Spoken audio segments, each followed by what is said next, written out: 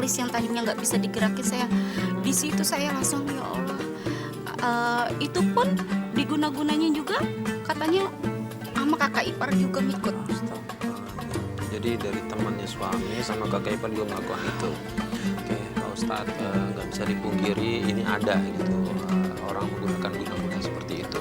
Nah, gimana caranya untuk membentengi diri kita nih Pak Ustadz dari serangan itu? Iya, yang pertama saya ingin menjelaskan. Kalau tadi kan medis sudah menjelaskan, ketika Mbak tadi menjelaskan kan begitu. Saya pernah konsultasi pada medis, apa ciri-cirinya, serangan stroke dan seterusnya. Itu ternyata karena memang tadi itu salah satunya depresi berkepanjangan sehingga aliran darah kita nggak melancar, maka biasanya terjadi ketika bangun tidur atau ketika di kamar mandi. Maka salah satunya apa? Makanya kan medis kan alternatif pertolongan pertama kan. Ini juga nggak bisa kita pungkiri, medis membuktikan seperti itu. Karena itulah apa? Karena itu pendekatan yang pertama tidak serta-merta kemudian kita mendengarkan bisikan tadi, ya itu medis sudah melakukannya. Yang kedua tadi datang misalkan, wah ini kena guna-guna, kita juga harus ingat jangan serta-merta mudah mempercayai semacam itu. Karena itu juga bagian bisikan kita. Yang kedua Pak, tapi ketika dikasih tadi itu aku menjelaskan tadi, memang betul begini Pak. Jadi ketika tadi orang pintar, misalkan orang soleh lah, ini kita tepatnya kita sebutkan, ini ada air, kemudian bacakanlah doa-doa, kemudian minumlah, jangan lupa sholat, jangan lupa berdoa, Allah yang menyembuhkan, kemudian diusapi. Ini adalah keyakinan sugesti kita. Apa maknanya? Ketika kita memiliki keyakinan yang kuat, Allah memberikan pertolongan, maka pikiran kita tuh menjadi konsentrasi, hati kita menjadi jernih, pikiran kita menjadi sehat kembali. Apa maknanya? Positive thinking kita akan menjadi dominan, maka saat itulah akan mendorong saraf motorik kita akan menjadi bergerak, maka itulah yang kemudian itu. Yang kedua adalah kita sedang menjemput rahmat Allah melalui apa? Melalui pertolongannya. Caranya apa? Dengan berdoa tadi, sehingga Allah menurunkan tadi itu. Maka Allah akan menyatakan, ana inda dzanni abdi bi, dalam hadis kudusinya, aku tergantung pada hambaku. Kalau hambaku punya keyakinan, aku akan menolongnya. Seiring dengan perbuatan hambaku, maka Allah akan menolong. Mbak tadi sedang dalam posisi berhusnuzon pada Allah, maka undang Allah memberikan pertolongan tadi itu. Maka yang tidak dibolehkan adalah mempercayai tadi ucapan, wah ini berarti saudara kita. Nah itu tidak dibolehkan.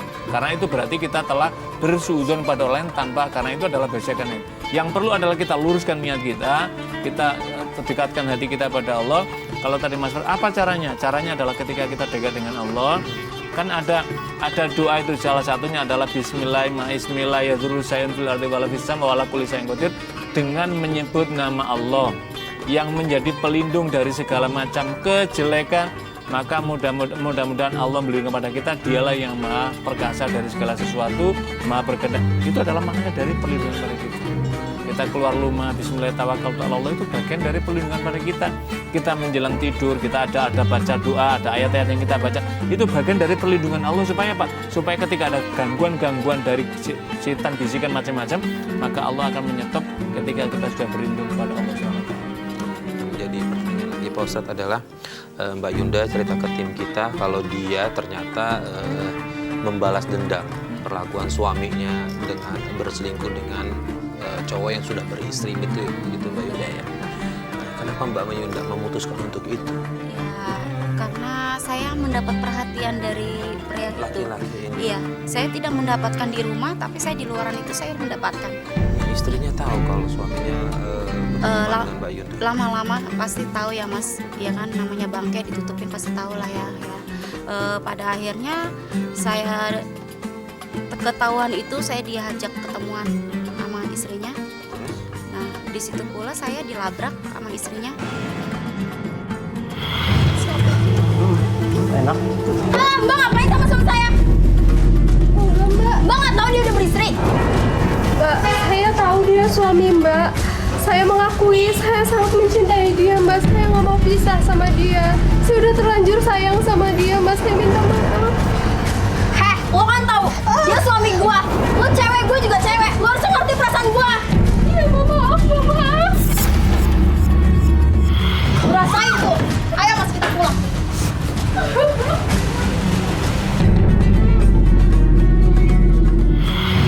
Pak Ustadz, apa saya melakukan kayak gini?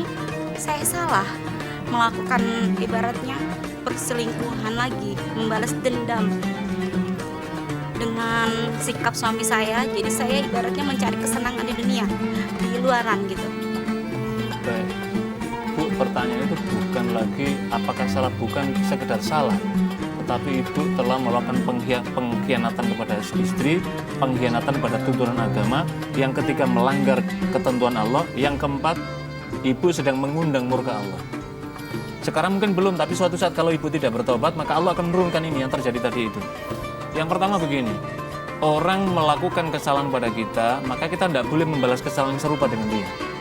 Apalagi kesalahannya ini adalah dilampiaskan dengan cara apa? Melakukan perselingkuhan kepada suami orang, maka berarti ada dua yang dilanggar. Yang pertama, Mbak telah melakukan pelanggaran perbuatan zina. Yang kedua adalah zina mukson, dan itu adalah hukumannya 2 kali lipat lebih berat. Yang ketiga, Mbak sedang melakukan penanaman investasi keburukan pada diri sendiri yang nanti akan dipanen. Setiap orang melakukan keburukan pasti akan panen, akan kembali pada diri kita sendiri.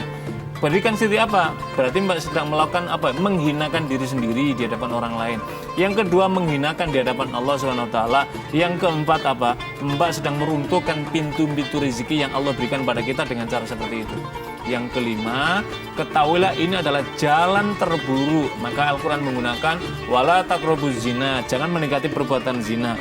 Innahu kana fahisatan wa sa'a sabila. Sesungguhnya perbuatan zina adalah seburuk-buruk jalan, dan itu adalah sekeji-keji jalan, maka jauhilah, kita diminta menjauhi. Seharusnya justru mbaknya adalah ketika menghadapi ujian suami tadi itu justru kembali pada jalan Allah, mendekat, supaya apa? Kalau misalkan mau menempuh jalan tolak tadi dulu, ajukan ke pengadilan, pengadilan memutus, buka lembaran baru. Mudah-mudahan dengan ada cara orang yang lebih baik, tidak mengambil orang lain dengan cara pelakor tadi itu. Dia itu nggak mau menceraikan Ya nggak mau saya. datang ke pengadilan, tetapi tidak boleh kemudian melanggar syariat Allah dengan cara mengambil suami orang tadi. Itu adalah pelanggaran yang sangat dibenci oleh agama dan sangat dimurkai oleh Allah Subhanahu Wa Taala. Kalau kita tidak bertobat, hukum Allah akan berlaku dalam diri kita. Artinya gini Mbak, tidak ada pemakluman atas apa yang Mbak lakukan.